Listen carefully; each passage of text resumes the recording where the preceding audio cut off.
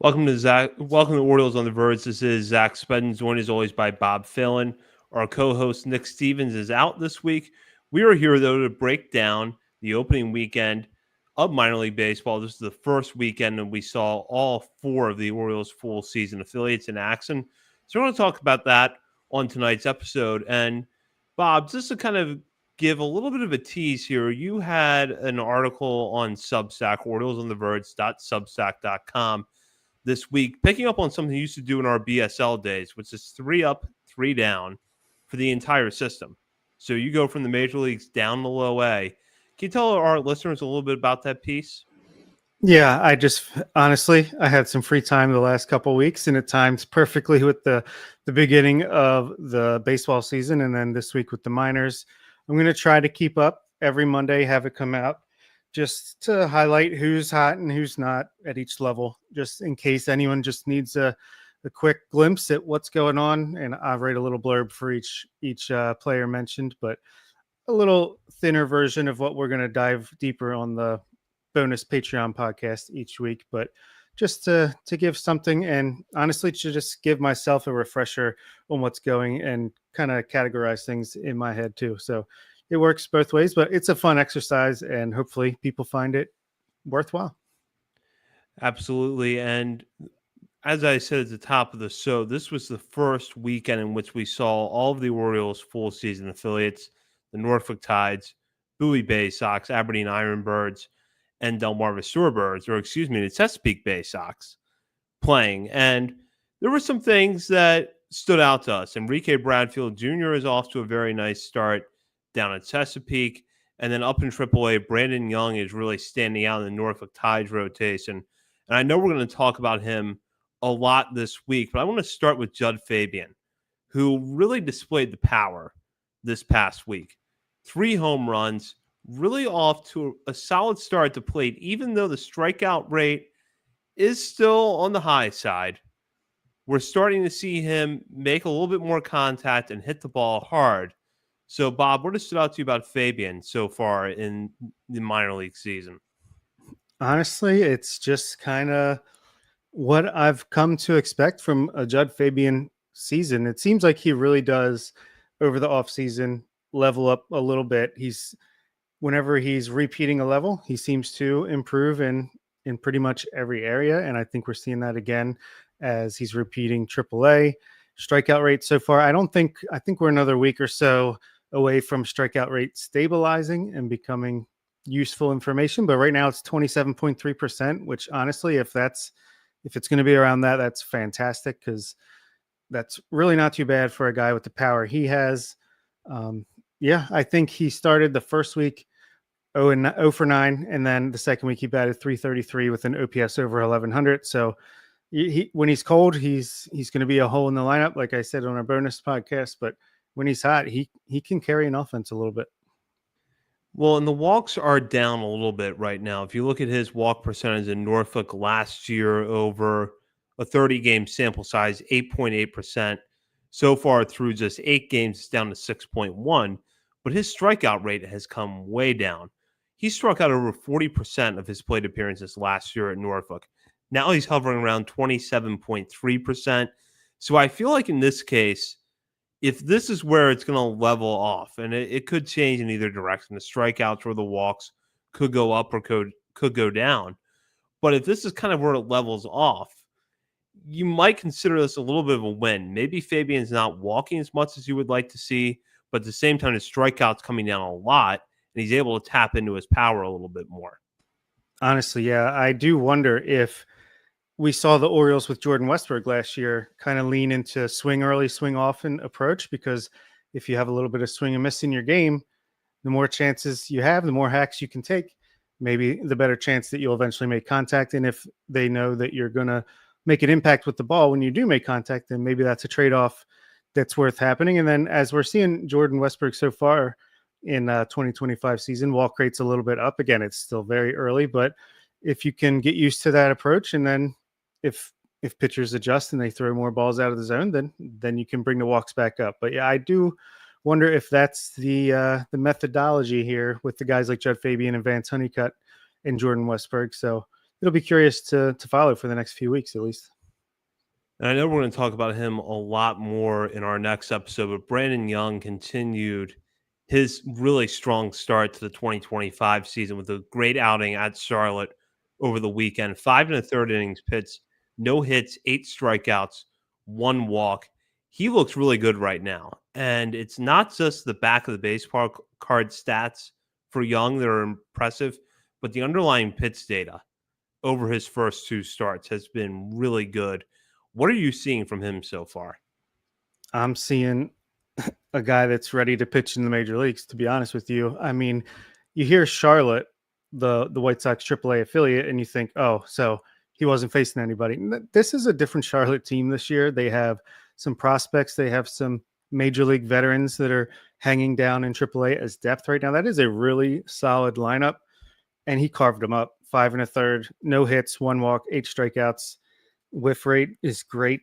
Like he's staying in the mid 90s with his typical IVB, and his strikeout rate is identical so far in AAA as it was last year in AAA. The walk rate is almost half of what it was, 8% to 4.7%. I'm sure it'll be a little bit higher than 4.7%. That's extremely good. So, yeah, I just think he's a guy that's got 5 average to above average pitches. He's confident and calm on the mound, stays around the zone. And I think if you can mix it the right way, that's an effective mix there. I think he could be better than Dean Kramer, maybe immediately. Maybe, there's going to be growing pains, but I see a guy that's just, he's ready to step in at a moment's notice and make his major league debut. And honestly, just the way his demeanor is, the way he's so laid back, I could see him being one of the few guys that actually has some success right out of the gate. Yeah, and that has been something we've seen a lot of prospects struggle with, is that transition from AAA to the major leagues. I know we'll talk about that a little bit more in our next episode, but I agree with you that I think Young is a guy that is built to handle that between his demeanor and the amount of experience he's had at AAA over the last 2 seasons. I want to switch over to the flip side of this, though. There's a couple of hitters off to slow starts at Norfolk, and that's Kobe Mayo and Dylan Beavers. And with Mayo, you could take the good with the bad. The strikeout rate is really high right now. The batting average really is non-existent to this point, but he is still hitting the ball hard. Then you have Dylan Beavers, who's really not hitting for a lot of power so far, and the strikeout rate is very high. This is much higher than we're used to seeing from him. You wrote about this at Substack this week. What are your thoughts on what you're seeing from these two guys, and can they break the slump that they're in right now? Mayo, I have no questions about. To me, like I said in the article, just screams some batted ball luck in the beginning of the year. Like the opening 3 games, I think his BABIP was 150 something. It's up now after a week and a half to 190. I mean, that's extremely low. That's like Rylan Bannon in his worst season levels of low. That's just not going to continue because, like you said, he's still hitting the ball 113, 115. Like he's stinging the ball, and it's just finding gloves. And then I think maybe after the first 4 or 5 games of the season go like that, then you start trying to hit it through defenders. And obviously, once you get away from your approach a little bit, the strikeouts might creep up. I'm not worried about Mayo. I think all it's going to take is some. Like I forget who, but back in the day, in the Gary Thorne days, someone hit if they're hitting in a tough luck and they're in a slump, you hit a little bloop into the outfield, and that kind of takes the pressure off of your shoulders, and then you can get going from there. But he is a 15% walk rate, so at least he's walking. He's still hitting the ball hard. I have no concerns about Kobe Mayo long term or even short term, to be honest with you. Now, Dylan Beavers is a different story. 47.2% strikeout rate so far. I don't know what the issue is, but he's not making contact, and he's not doing much when he does make contact. He does have a between 11 and 12 walk rate, which is pretty good. But like I said in our bonus podcast, if you're only making contact in 50% of plate appearances, you're really hindering yourself, and you're not giving yourself a chance to even have success. I don't know what the issue is, but clearly he's a tinkerer, so he's going to need to get to work and figure out what's going on.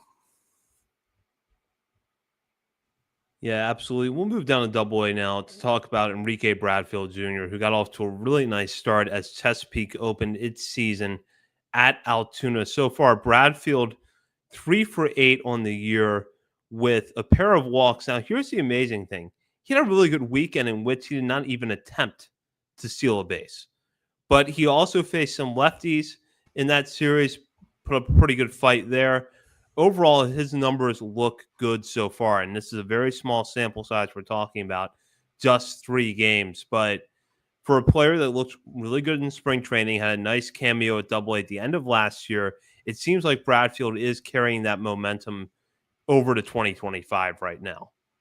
Yeah, absolutely. I mean, you couldn't ask for a better start. Like you said, he faced some tough lefties and he just makes contact. He has a good approach. He got to show off all his skills other than the one we know he has the most. Like if he got on base 50% of the time and didn't steal base, something what's going on here? But no. 2 walks, he had a double in a pinch hit appearance. Like, I mean, that's to stay in a game like that and come in late and just work a good at bat and end up with the double. That's pretty awesome. And yeah, I mean, he laid out and made a dive in center field as well. So if this is the Bradfield we're getting this year, he'll be in Baltimore by September, if not early next season. I mean, this is what we wanted to see. Hopefully, he can continue it. Obviously, it's only 3 games, super small sample size, but just nice to see him continue the success that he had last year into spring training. Yeah, absolutely. And I know a lot of people are looking forward to seeing what Bradfield can do this year, not just because he's, consensus top 3 or top 4 prospects in this farm system, but a lot of people are looking ahead to 2026 to figure out, is Bradfield the successor to Cedric Mullins? We're a long ways away from answering that question, but he's off to a really good start this year. And I do think that if he continues this and he's able to hit the ball hard consistently, we could see him in Norfolk fairly early this year, maybe by June or July. Now, what else stood out to you, good or bad, during Chesapeake's opening weekend at Altoona?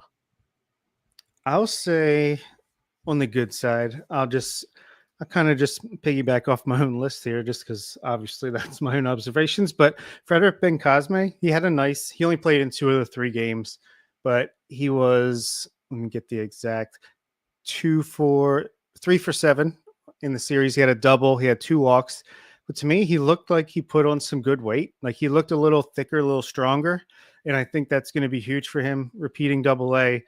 If he can actually hit the ball with a little more impact and continue to otherwise do what he does, I think that could actually raise his stock quite a bit. So I'm kind of bullish on what he can do this year. And on the pitching mound, I could just list like 5 names here, but I'll say Zach Fruit was the most impressive.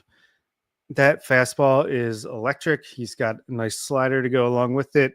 We saw a little bit in the spring breakout game. He continued that 4 2/3 scoreless with 4 strikeouts. He did walk 3 batters, but his stuff is going to play at the highest level, whether it's in the rotation or out of the bullpen. Obviously, they'll give him every chance to be a starter, as they do most guys. But yeah, I loved what I saw from him. And Preston Johnson was kind of sneaky good here. Hold on. Did I put him in our bonus part?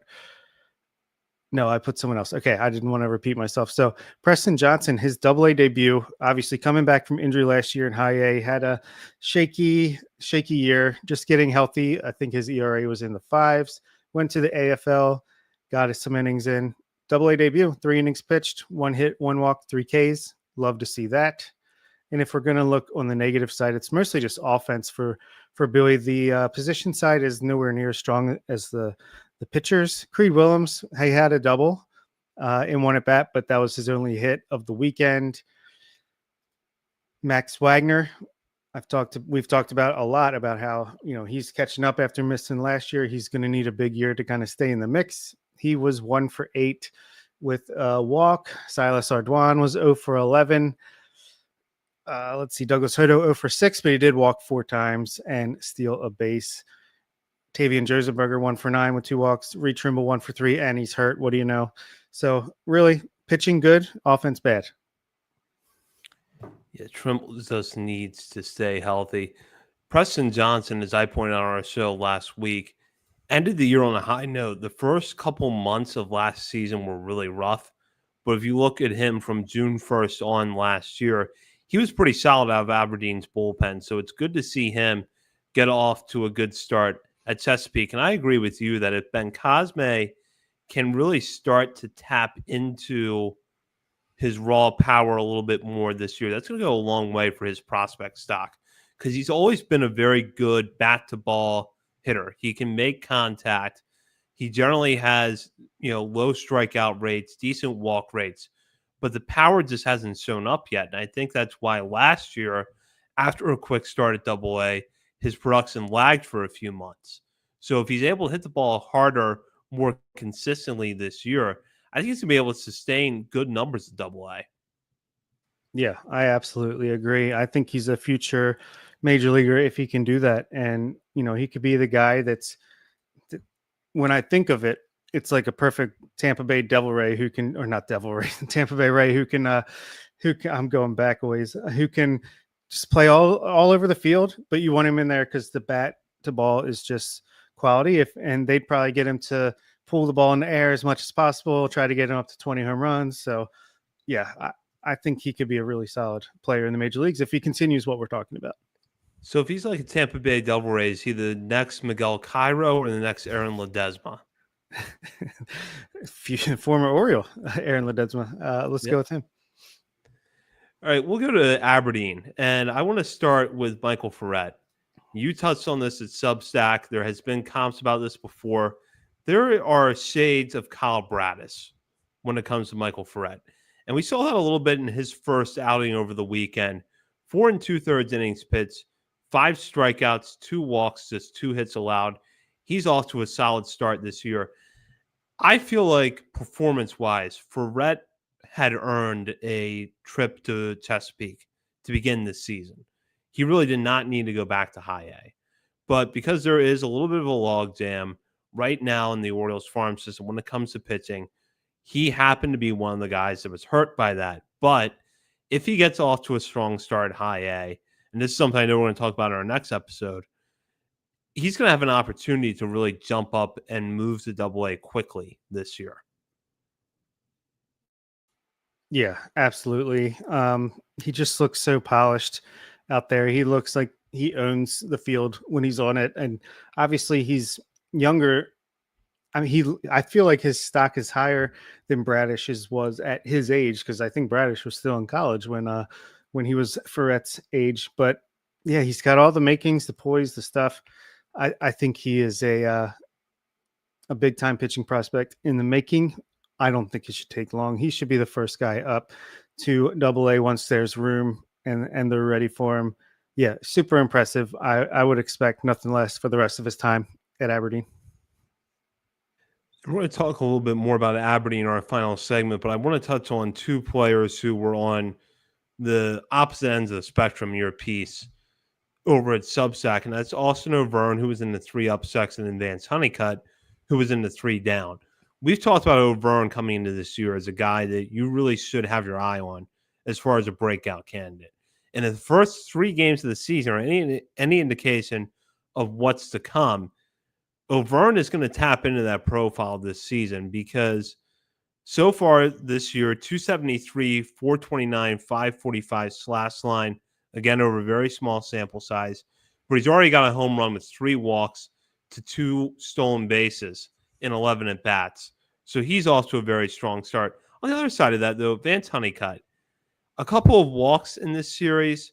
He looked really good defensively, but the bat a little bit off to a slow start through 3 games. So what did you see with O'Verne and Honeycutt that stood out, both good and bad, over the opening weekend? Yeah, O'Verne looks like he should have been drafted higher than he was, just based on how he performed at the end of last season after the draft. And so far, so good early in this season, very early in this season. It just seems like he can kind of do it all. Obviously, he will have his slumps, as all players do, but great at bats, impacting the ball. He's fast, obviously, can play some good defense, but stealing bases, 2 for 2. Yeah, I can't. I haven't seen anything I haven't liked out of Austin O'Vern so far. So hopefully that continues. Honeycutt, I don't think it was like this was one of the harder 3 down segments to pick because Aberdeen performed pretty well. The two pitchers were fairly easy. The hitters all were decent. So I mean, he still had a couple hits. He had a couple walks, stole a base, played good defense. So in 3 games, like it's really hard. Like if one of his hits would have been extra bases, then it would have looked a lot better. But yeah, not the hottest start. And we've talked about this that it might take a little bit of time for him to, you know, catch on to the Orioles methods, and he might be another guy that swing early, swing often. But 2 walks is pretty good. I haven't really lost any luster for Honeycutt. He's a high ceiling guy, and we've said it could take a little bit longer than Orioles fans are used to when it comes to the position prospects, but the talent's there.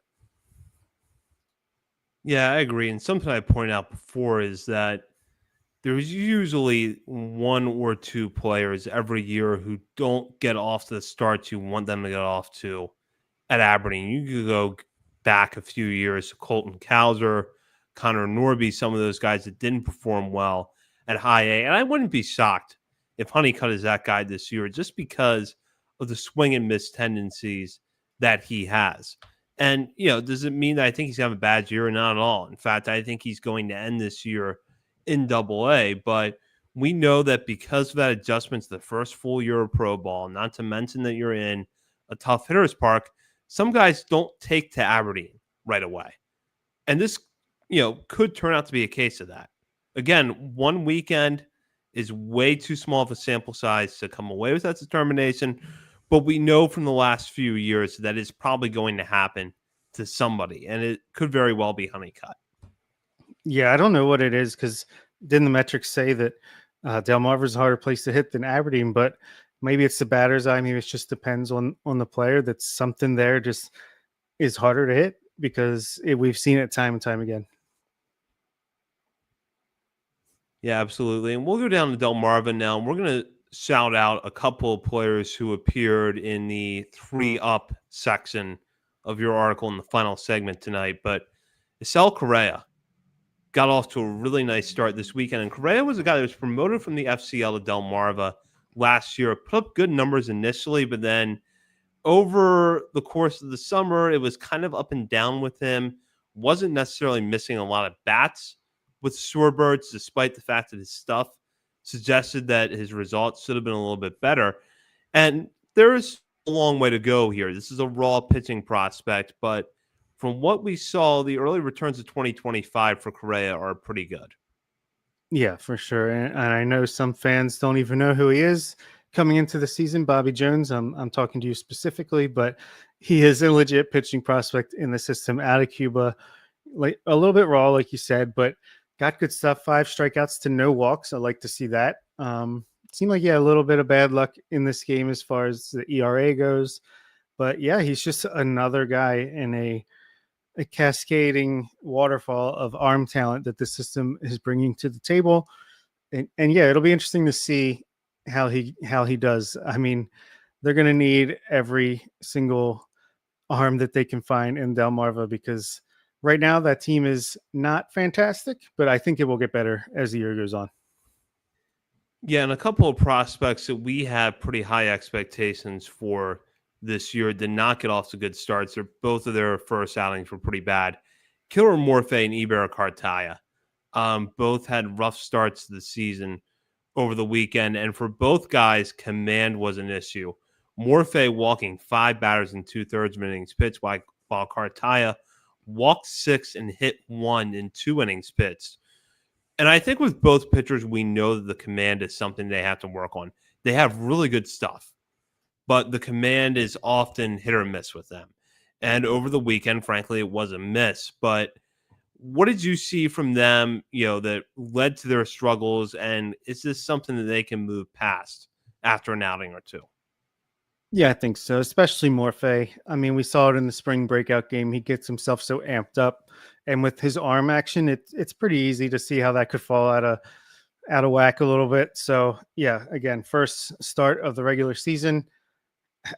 Pitch count limit, but 5 walks, walking in a couple batters. Not great, did strike. He's got a what is it? It's got to be like a big strikeout per 9 innings there. That's why we go by percentages with these 5 walks. But yeah, I think he just needs to settle down and just try to maybe dial it back a tick or two, just try to find the zone. And Cartaya, I'm not sure what's going on there because 22 years old, he had some success already in low A, 6 walks over 2 innings. That's almost more concerning to me than the Morphe outing, but hopefully it was just, I don't know, jitters. Did he start the game or did he come in relief? Maybe it was something to do with that, but I'm not sure, to be He honest. came in relief after Chase also had a pretty good start for Delmarva in that game. And I want to go back to Morphe for a moment because we've talked about this a lot before with other pitching prospects. DL Hall and Gene Pinto are two guys come to mind where it was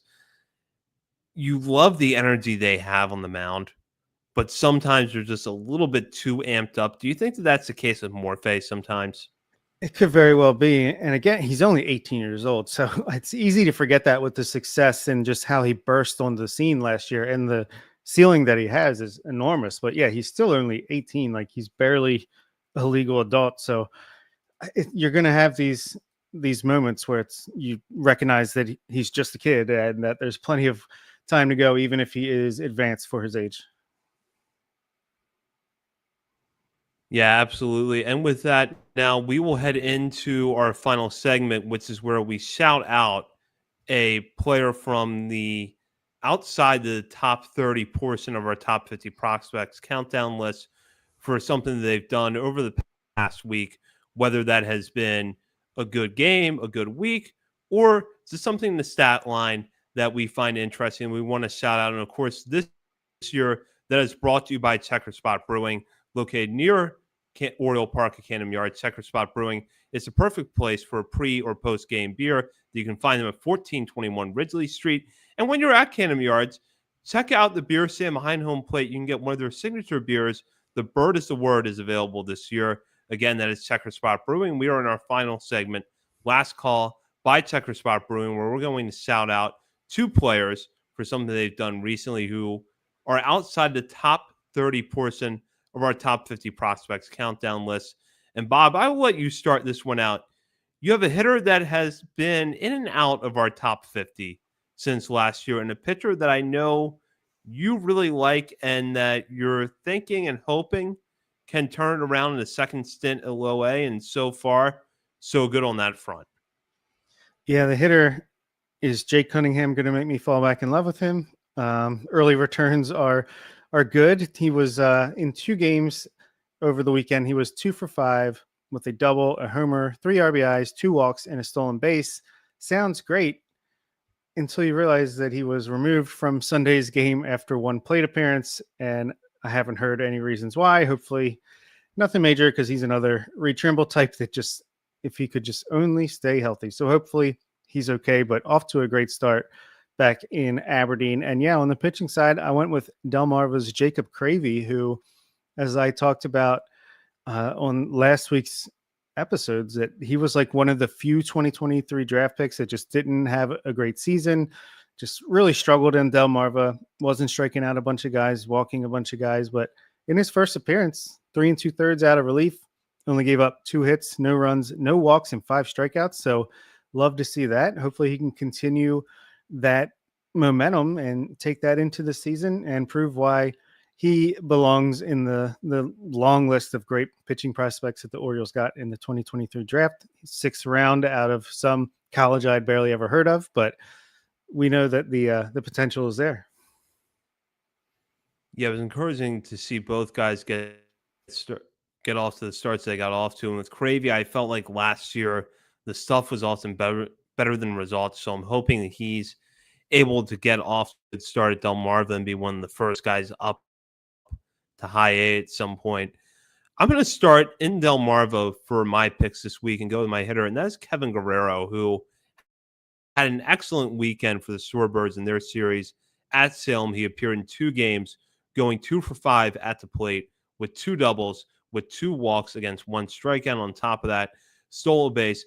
It has been a really rocky road for Guerrero in the last few years. Now, you might remember the Orioles acquired him in 2022, right before the season started, as part of the Cole Saucer Tanner Scott trade with the Marlins. And Guerrero has been at Delmarva for parts of the last 3 seasons and has not performed well. So your first instinct when you see him this year is he's playing for his professional career. You don't know how much longer he's going to last. But he's still only 20 years old. In fact, he's going to turn 21 in 10 days. So he's still a really young player. Hopefully, now that he's a little bit older and he's had some experience at the low A level, he's able to settle in and have more success. Again, we got a long way to go to see whether or not it's going to happen this year, but so far, early returns are encouraging for Kevin Guerrero. And then for the pitcher, I got to go with Blake Money, who had an excellent outing on Saturday against Hub City for Aberdeen. 4 innings pitched, 1 run allowed on 2 hits of 4 strikeouts to 1 walk. He picked up the win as he appeared in a piggyback relief outing. What Money does really well when he is on is that he'll just throw strike after strike, locate his pitches consistently, work quickly, and that's exactly what we saw from him on Saturday. This is not necessarily a pitcher who's going to overpower a lot of people, but he can locate the mix that he has very well. I thought that he deserved a shot at Aberdeen before last season ended. That didn't happen, I think, because of the logjam that was in front of him. But he's up there this year, and so far making the most of the opportunity he's getting because he had a very, very impressive debut. Yeah, I'm a big fan of Money. If you look at his numbers the second half of last year, they were amongst the best in the system. So happy to see him off to a good start after finally getting up to Aberdeen. And Kevin Guerrero, yeah, that's the beauty of these international prospects is you get more bites at the apple than you might expect at first glance. Look, Michael Hernandez is still in the system somehow.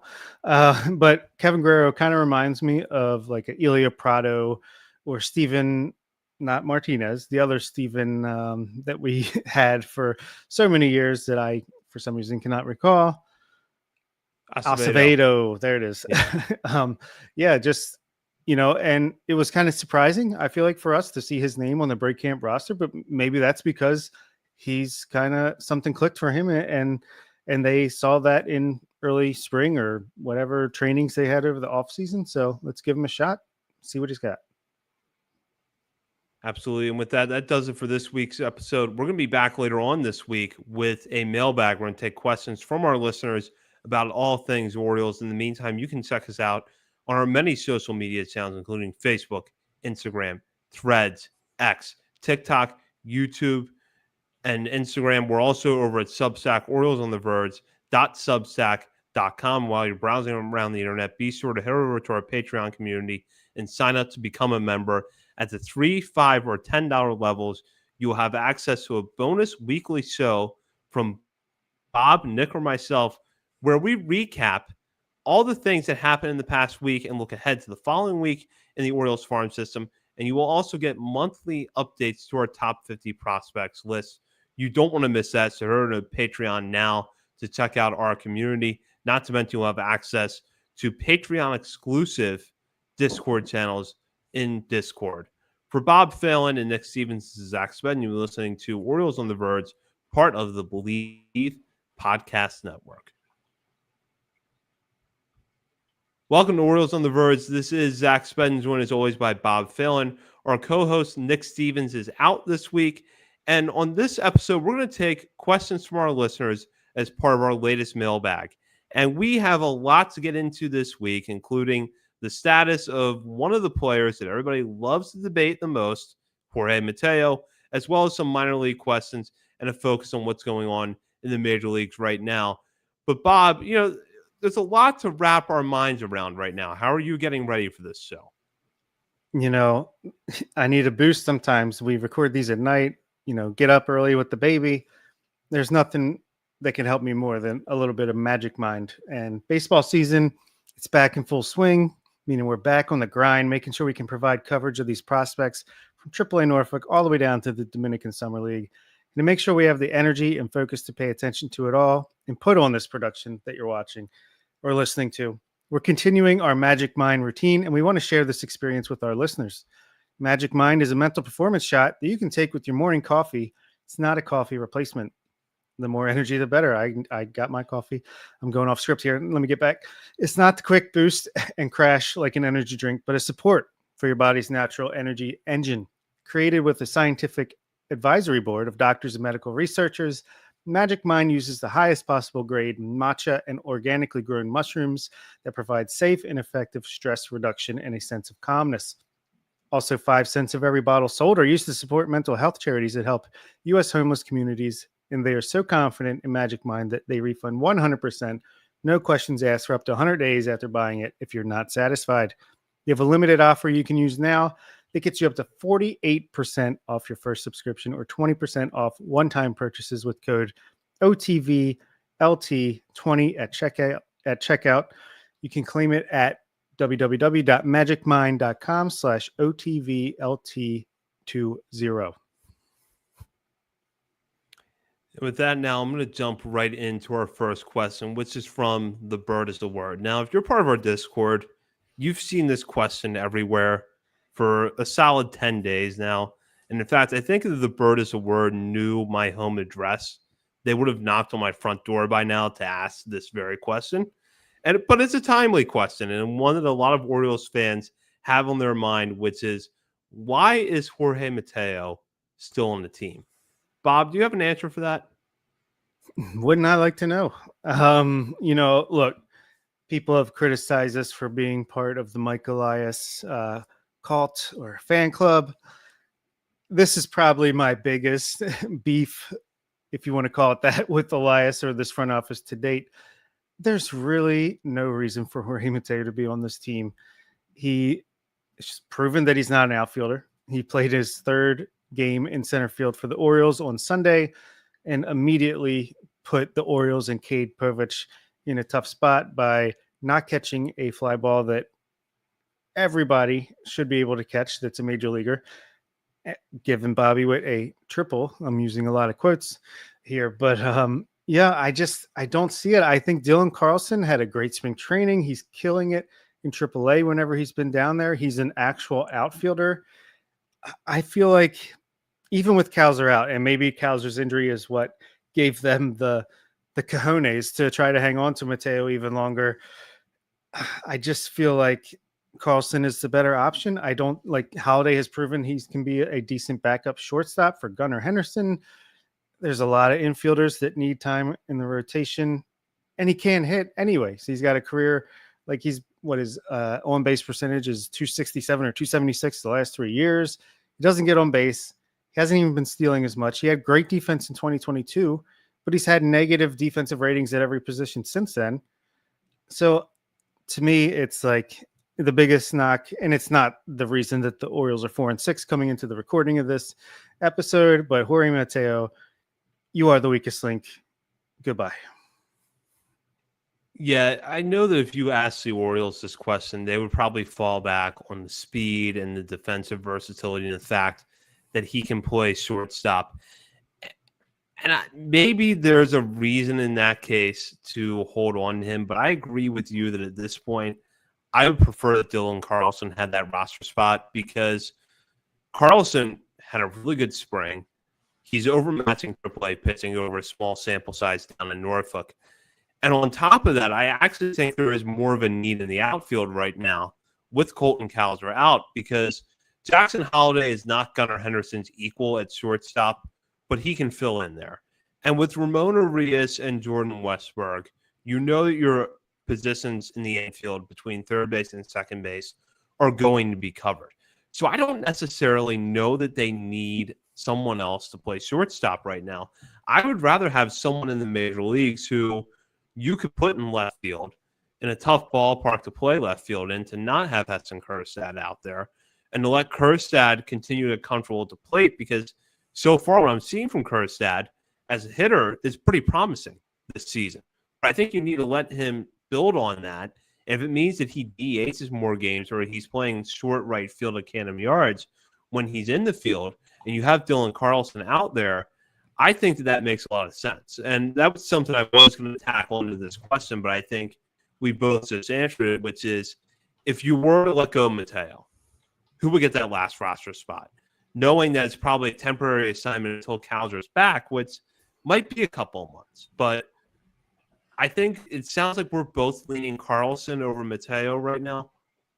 I'm not. I mean, it's full on, not just leaning. I'm like all the way over on the Carlson side because you have Levon Soto, you have Luis Vasquez. They could come up and play just as good, if not better, defense at shortstop. If you needed someone in a pinch, Soto at least has options. Like, I just really don't get it, and I have no words. Like every day, I'm waiting for the notification that Mateo is going to be DFA'd.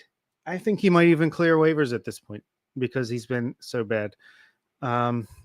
Yeah, I I have nothing. The bird is the word. You should ask Michael Elias this question. But let's go on now to Sterling's question. SR3 wants to know, with the logjam of pitching / outfielders in Bowie, sorry, it's Chesapeake, Sterling.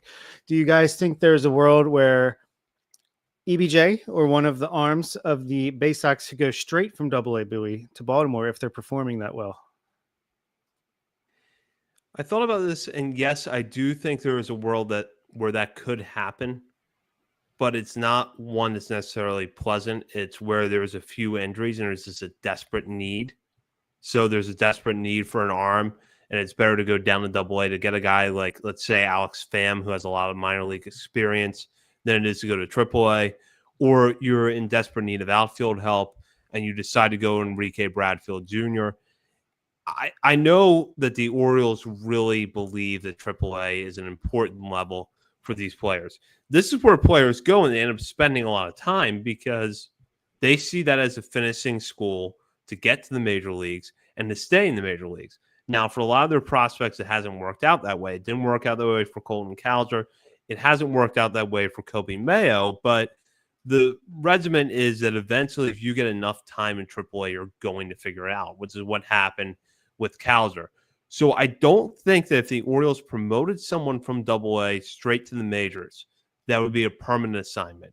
It would have to be, we're really short on outfield help, but we're going to get someone off the IL in 7 to 10 days. Let's bring up Enrique Bradfield Jr., let him get that taste of the major leagues and see what he does. Or we really need a starter for game 2 of this doubleheader, and there's no one in AAA we really want to give the ball to. Let's bring up Alex Pham and see what he does. It's going to be that kind of situation. I don't see a scenario where someone goes from AA to the major leagues and stays there, because I think the Orioles really do value AAA time in their development process. Yeah, I agree. And I honestly think there's a better chance with Bradfield, say, and I'm knocking on wood, just say Cedric Mullins gets hurt tomorrow and him and Cowser are both out. They just traded Daz Cameron for someone we'll talk about in a little bit. But unless you want Jorge Mateo out there in center field every day, which we definitely don't, maybe that's when an EBJ, because you know the defense and speed, and God, they love their speed. We know what he can provide at a bare minimum. And, you know, maybe it's just until if they don't think Judd Fabian's ready or Jordan Adams isn't good enough, patchwork, what have you. I could see that potentially happening in a nightmare scenario. For pitchers, I just think that AAA is deep enough with pitching even before Chase McDermott and Trevor Rogers get back. I don't see why you would go to a Zach Fruit or Alex Pham over a Cameron Weston, Kyle Branovich, even like a Thad Ward or Raul Alcantara. If he's ready, if he's on turn, buy his contract and DFA him right afterwards. I mean, it is what it is. So and also just the gap between the majors and AAA is already bigger than it's ever been. So you got to imagine the gap from AA to the majors is even bigger. So yeah, I just don't see it happening. But if it was going to happen, I would think it would be Bradfield. Yeah, absolutely. And speaking of Grant Wolfram, that's going to be our next question here, which is from Matt. And if you watch this on YouTube, Matt is the person who does a really good graphics that you see at the beginning of the show, as well as the title card. you see in the background of our episode. So Matt wants to know, who is Grant Wolfram? Now, the Orioles did trade Daz Cameron to the Brewers to acquire Wolfram, a left-hander who had been at AAA Nashville before the move. And with that, Bob, with the time that we had before we came on the air tonight to talk about this, what did you learn about Grant Wolfram? Well, I've been scouting Grant Wolfram for years now, and I just been waiting for the Orioles to capitalize on this opportunity. No, I had never heard of him until the alert came by, and yeah, I'm looking at his Fangraphs page now. Took a little browse of it before we started. Biggest thing that sticks out to me: he's got three minor league options, 0 service time. So he's on the 40-man. Albert Suarez was moved to the 60-man to make room. Maybe they try to pass this guy through waivers at some point, or maybe, hey, this is a guy, he's 28 years old, so he's not young, but he throws left-handed. He's 6'7", 240 pounds. We know Elias and this front office love their big, tall relievers. He had a pretty solid year in AAA last year, 3.34 ERA, 4.31 FIP, with over a strikeout per inning. Like, maybe there's something here. I mean, no harm, no foul. Daz Cameron, maybe this, to me, it's more interesting from the Daz Cameron side of things, just because that's a guy that can play center field. But maybe with Jud Fabian getting off to a good start, maybe they believe in that lowered strikeout rate that we talked about in the last episode. And they think, hey, if we really need someone, Fabian could come up and fill in. We don't really need Daz Cameron as much as we thought we might coming into the year. Here's a guy with options. We can get him, put him down in AAA, see what we have. That's the best I got. Yeah, that's pretty good background there. And one thing I wonder whenever I see the Orioles acquire a pitcher in the high minors is what's in their pitch mix or what's missing from it the Orioles think they can tweak. So that's something to be curious to see if Wolfram sticks around all year. But for now, it looks like at least the Tides pick up some left-handed bullpen depth. Wolfram has primarily worked as a reliever in the last few years. It's been a while since he's been a starter, so I'd expect him to throw out of the Tides bullpen. And it will be somebody that you have down there that you can take a look at. If he has success, there's another bullpen option in case you have an issue in the majors. But otherwise, you at least have more pitching depth at AAA. Yep, that is correct. And our good friend Vivek, Mr. Rule 5 himself, would like to know how close until we see a Brandon Young major league debut. It's got to be really close at this point. It really, to me, it's just when do you need rotation help?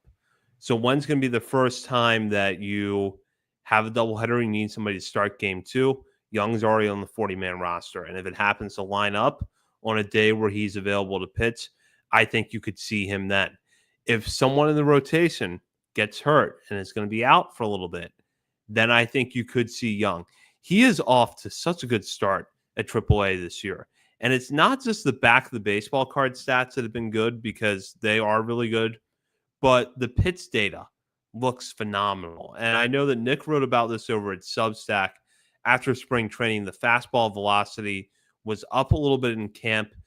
And so far, the fastball looks pretty good through his first couple of outings in AAA. And right now, through 11 1/3 innings pitched to the Tides, he's fanned 11 batters and walked just 2, has yet to go up an earned run over 2 outings. So he looks really good right now. And not to mention, he has a lot of AAA experience. Over the last 2 seasons, he now has a little bit over 100 innings at the AAA level. So this is somebody who, if he's given the opportunity to stick in the major leagues, might be able to do that.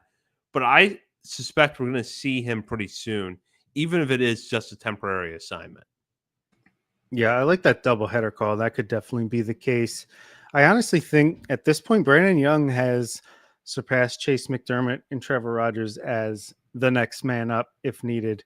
Simply because not simply because McDermott and Rogers are currently on the injured list and slow to start the season, but because he's just present, he's performing, he looks poised. Like, it doesn't look like he looks polished for his age and his experience. So yeah, I think it could be a simple matter of Dean Kramer, if he continues to struggle or if someone gets a blister and has to go on the IL for the minimum. You bring him up for a few starts, and I think you'll be happy with the results. So yeah, he's definitely close. He's knocking on the door, as Michael Elias would say.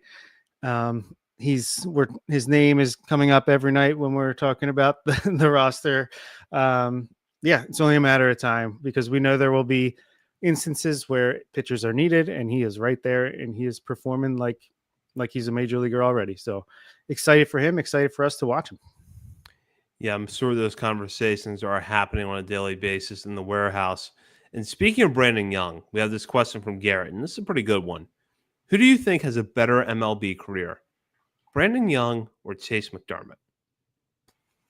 Man, that is a really good question because I could see Brandon Young being that steady, consistent, never a top of the rotation arm, not even a Zach Eflin level guy, but just being like a little bit better version of Dean Kramer or maybe like a Kyle Gibson type where he's always throwing innings, he's always competitive, he's always going out there and helping a team win. But Chase McDermott, that upside, I feel like even if it's in the bullpen, like he could be a legit closer for many years. He could just be a fireman reliever if he could stay healthy. And if it clicks, he could be a top of the rotation arm if everything goes right. So the safe bet is Brandon Young.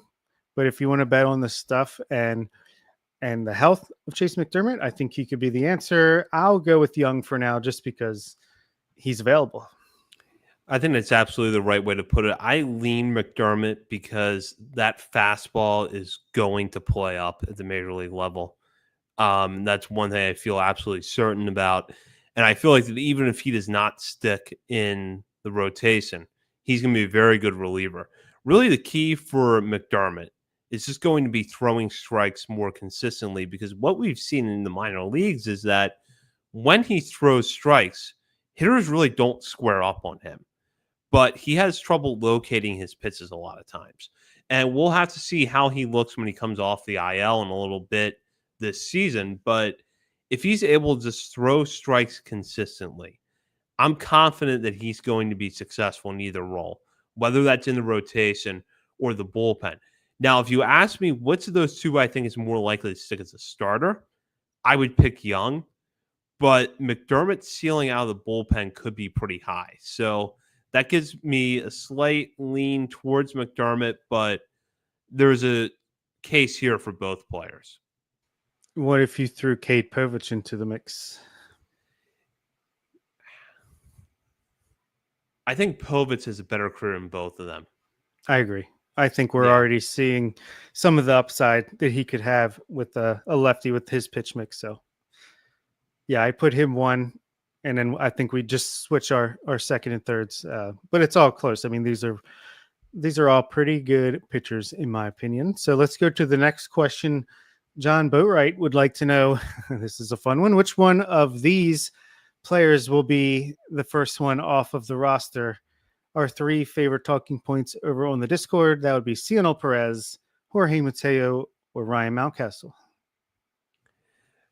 I'm going to say Mateo because Perez, you learn to live with the ups and downs a little bit, and I don't think it's a guarantee that he's going to stick on the roster all year.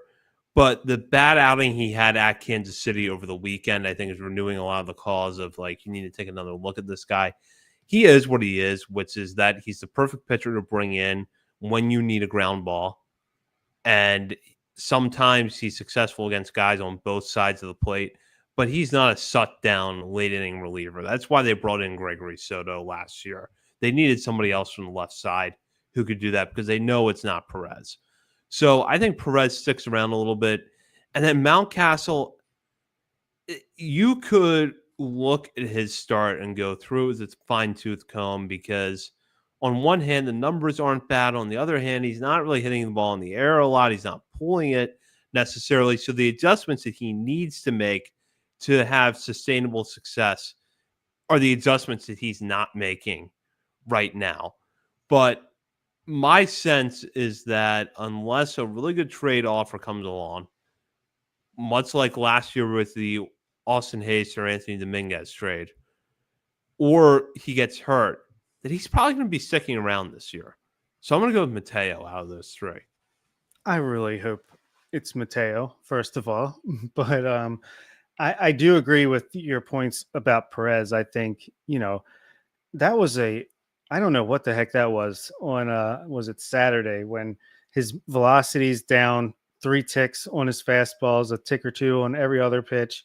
He's throwing like 40 pitches, just getting hammered and left out to die. Maybe it was his idea. I thought it was kind of weird how they brought him in the first place in a one-run game the way that was, but that's besides the point. He still is who he is, like you said. Yeah, he's been really bad to start the year. Gave up a home run, which he hadn't done for over a season. He's got like double the walks to strikeouts, but the stuff actually looks good when it's coming across the plate, and he wasn't uh, getting the dirt out of his spikes after every single pitch. So I think he's around. I think they would honestly option Keegan Aiken to AAA before they DFA'd Ciano Perez, as frustrating as that might be. So I hope it's Mateo. I do have a hot take that is running very low on time to happen, but Ryan Mountcastle, there was the report from Bob Nightingale that his name was being shopped around in the offseason and again at the start of this season. April 10th is the last day a player can be called up to the majors and still be eligible for the Rookie of the Year PPI pick, because you need 172 days on the roster, and that would be 172 from then on. So if they trade Ryan Mountcastle in the next few days of this recording, then Kobe Mayo could come up, take his place at first base, platoon a little bit with Ryan O'Hearn, and maybe be eligible for that draft pick. That's a long shot, I feel like, at this point, but if it happens, you heard it here first. Just like the Jackson Holiday thing last year, because with Grayson, they brought him up after the season started. He didn't make the team. They brought him up later, didn't work out. Same with Holiday last year. Maybe this is their shot to do that this year, but long way of saying, yeah, it's probably Mateo. And speaking of Mayo, we're going to go back to the bird as the word with this question, which is, do you ever see Kobe Mayo making significant impact for the Orioles? Yes, this is a pretty easy answer for me. I understand that he's had a rough start. He had a rough spring, but this is still one of the best prospects in baseball, one of the best hitting prospects in baseball, particularly. I think, he's had some batted ball luck at AAA so far this year. He hits the ball hard. He hits it in the air. He's not afraid to take a walk. I still like him as a potential 40 home run guy in the major leagues, and I hope it's with the Orioles. And I think it will be, unless there's a huge trade coming up that they've got hidden in their sleeves. But yeah, I'm still big on the Kobe Mayo bandwagon over here. Yeah, I agree. I think the only way it doesn't happen in Baltimore is if, like you said, there's a big move that we see in the next few months to get a top of the line starter or maybe a bat that has a couple of years of team control left. I know that his initial run in the major leagues did not go well. He didn't have a good spring training. He's off to a slow start at AAA this year. But when you watch him play, the makings of a really good player are all there.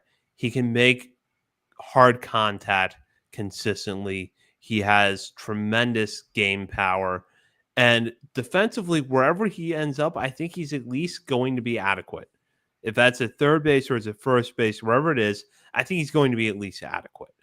And you factor that in with the bat, and this could be a player that's going to have a big impact in the major leagues. Not to mention that if he develops into a true right-handed power threat, it's going to be the kind of player the Orioles have needed in their lineup for several years and have not been able to land. Now, it looks like from the small sample that we've seen this year, Tyler O'Neill is going to give them a little bit of value in that area this year, and maybe Jordan Westbrook's power from last year carries over to this year.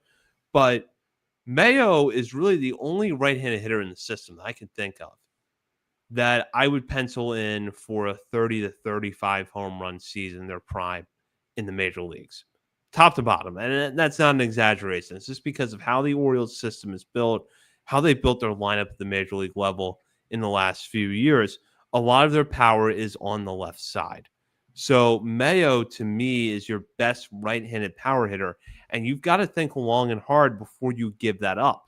I'm not saying that he's untradeable, because there could be an offer that comes along in the next few months if the Orioles really are desperate for a number one starter, that where it makes sense to move Mayo. But I wouldn't be desperate to move him because he had a bad spring training. 100% agree. Very well said. So let's move on to Billy. Not sure if this is Billy Bob Brenly, Billy Bo Jackson, or some other Billy, but he wants to know, does Jackson Holliday play his way into the All-Star game? Off to a good start. What do you think? I think he will. I think that MLB would love the narrative of a young player who's the son of a perennial all-star and Matt Holliday being in the game. He is showing everything that we could have expected from him last year so far in the early returns this year. The big thing to me, just to watch as we get further into the season, and I'm wondering if it's a matter of weeks away or if it's a month or two away, but I know it's going to happen at some point. The Orioles are going to stop sitting him against left-handed pitching. He's not going to be a platoon bat anymore. And when I see that happen, I'm going to see as, okay, the training wheels are off. Jackson Holliday has arrived, and he's going to be an impact everyday player at the major league level. So far, everything I've seen with him at the plate has been encouraging. You're seeing more power. You're seeing him hit the ball the other way really well. And while I don't think he's Gunnar Henderson's equal at shortstop, he held his own there at a time where the Orioles really needed someone who could at least hold their own at that position. So Holliday is off to a really good start. And I think if he maintains this level of production, you'll see him in the All-Star game. Yeah, I think I agree because, first of all, there was another decision over the weekend on Sunday that I really hated was Jackson Holliday having a great game, 3 for 4 on Saturday, and then you're facing a reverse splits lefty. So you would think a chance to an easy, quote unquote, easier look at a left-handed pitcher for him. You bench him, kill all the momentum potentially. I don't know. I would have had him back in there the next day, but that's kind of nitpicky. But yeah, I think he's poised for a great year. The toe tap is working for him. You can see he seems more comfortable staying back on pitches, making more contact, striking out a lot less, still hitting the ball hard for some power. And yeah, his defense to me looks pretty good at second base and even pretty solid at shortstop as well, despite not playing there for like a year. I'm definitely big on a Holliday breakout year. I think the walks will come. You can see the approach is much better. He's still getting a lot of bad calls on the outside part of the zone called against him by umpires. I don't know if that's just a young player thing or if it's, I don't know, but that should hopefully eventually, like Nick Markakis early in his career, seem like he got similar calls against him. Hopefully that will, once that evens out, the walk rate will come up as well. I'll call it. I'll say if Jordan Westburg could be an all-star last year, why can't Jackson Holliday be an all-star in 2025? And with that, now we're getting to our last question, which is part of our last segment, last call, brought to you by Checker Spot Brewing, located at 1421 Ridgely Street. Checker Spot is not far from Camden Yards, making it the perfect place for your pre- and post-game beverages when you head to Oriole Park at Camden Yards this season. While you're in the ballpark, be sure to head to the beer stand behind home plate to find one of their signature beers, the Burtis Award. It's going to be available at Oriole Park at Camden Yards this season. Checker Spot Brewing open 7 days a week, and they're our sponsor for this segment, Last Call this season. And as part of our last call for this episode, we have a question here from Jerry. Given the wave of extensions we've seen recently, are you all frustrated the Orioles haven't extended a player? Now, around the major leagues, we've seen a wave of extensions, one of the most notable recently being Jackson Merrill getting a 9-year deal from the Padres, fresh off his runner-up to NL Rookie of the Year last year. The Orioles have a roster that feels ripe for extensions, yet, as friend of the show Andy Koska pointed out with a lot of nuance and a very good piece over the Baltimore Banner last week, there's some things to consider on the player's side that maybe are preventing an extension from happening. So, Bob, what are your thoughts on this? I would say, am I a little envious? Yes. Am I upset? Not necessarily. Not yet. I think extensions will come. I think it'll happen. I think it's just a mix of things. The guys that we might want to extend right now, they don't want to extend because their agent is Scott Boras. If we're talking about Gunnar Henderson, Jackson Holiday, Jordan Westberg, or they're coming off a down year in Adley Rutschman, yeah, that's a perfect time for us to try to extend him, but he might not think the same thing. Also, I feel like Samuel Basayo, Kobe Mayo, these are potential guys that could extend earlier in their major league careers, but they're not quite there yet. They're not major league players consistently yet. We're still maybe half a year to a year away from that. I think a guy like Kowser, he's hurt right now. I think he's also a guy that I think you would try to do after his second full season. Pitching wise, I don't see us extending any young pitchers early in their careers. I could see maybe like a Zach Eflin. We've talked about it a ton. He's like a perfect candidate for a 3 to 4 year contract extension after we traded for him at the trade deadline last year. Would love to see that. I think it'll happen. I just think the circumstances are what they are for the Orioles right now. Not too concerned long term.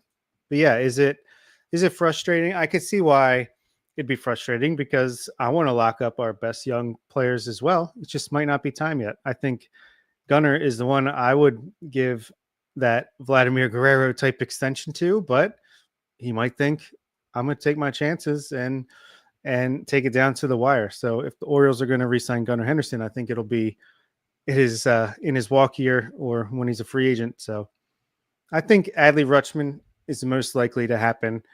I could see it happening somewhat soon or before next season. Yeah, I agree with you. Adley is probably the player most ripe for an extension, but after the second half he had last year, really would be negotiating from a position of weakness compared to what he could have done after the 2023 season or what he might be able to do after this coming year. And to go back to the Gunnar Henderson point, I remember when Juan Soto turned down that contract offer from the Nationals. I think it was the 2022 trade deadline, and then ended up getting traded to San Diego. People were blown away that Soto had turned down a contract offer from the Nationals. And then it turns out the deal he got with the Mets a couple of years later was much better in free agency. And I wanted to go to this quote from Scott Boras in Andy Koska's piece that I just mentioned a moment ago, because Boras gives some interesting insight in this article. Now, I want to know, Bob, how you would feel if your agent presented an extension to you this way. And I'll read part of the quote here. Note that teams have control over many of these players for 5 or 6 years, so their purpose of offering a contract isn't control, it's cost containment. Clubs believe they can benefit substantially and save millions by signing a player in the first or second year of their major league contract. So when you're seeing that from the player side of things, not much of an incentive to extend, especially if you are younger. So I wonder how much that plays into it. Yeah, and he's not wrong, to be honest with you, because it's a risk and a reward. It's a give and a take. Yeah, I think they generally will benefit the teams because it is a cost control thing, especially into the free agent years or later arbitration years. But at the same time, it's guaranteed money up front. You could have a career ending injury, miss a season or two, that will see your value go down, just not perform. But for a guy like Gunnar Henderson, who was a 31st or 32nd pick in the draft, got a nice bonus. Like, he's already made over $1 million in his career. I think that's a risk that a guy like that is willing to take. And maybe that's why, fortunate or unfortunate as it is, a guy like Ronald Acuna, Jackson Chourio, hopefully Samuel Basayo, they might lean a little more to the security of it and want to get that bag in guaranteed money.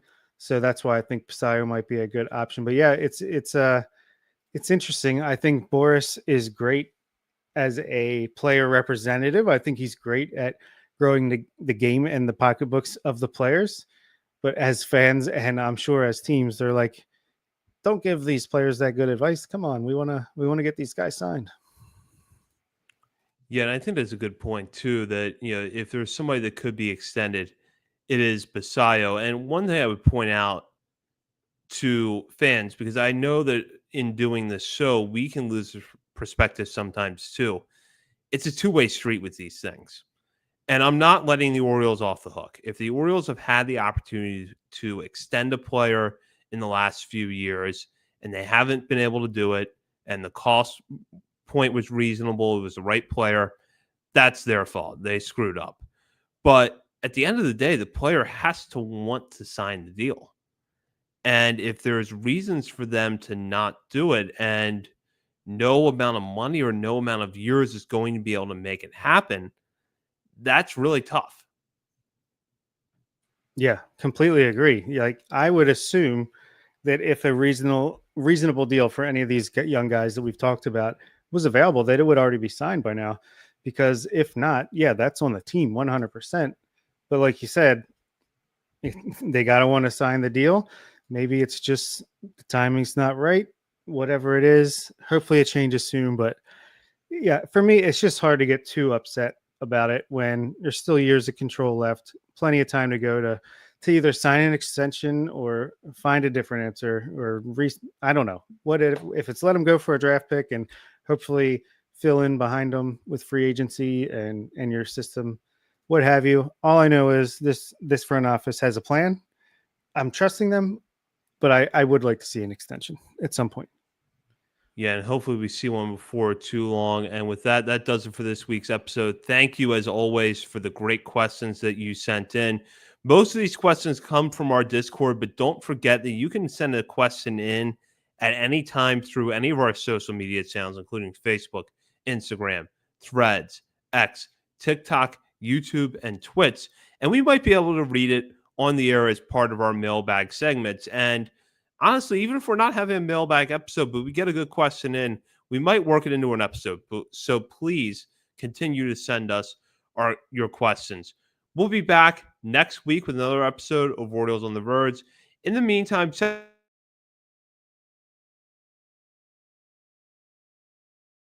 3 Ups, 3 Down piece that just dropped on Monday. You can read that. Nick has had great coverage of the draft. I've had a few pieces recently looking at the rosters of the Orioles full season minor league affiliates, so you won't want to miss those. We're also over at Patreon. Sign up to become a member today at the $3, $5, or $10 levels and have exclusive access to weekly bonus episodes from Bob, Nick, and myself, as well as monthly updates to our top 50 prospects countdown and much more. For Bob Phil and Nick Stevens, this is Zach Spedden. You've been listening to Orioles on the Verge, part of the Believe Podcast Network.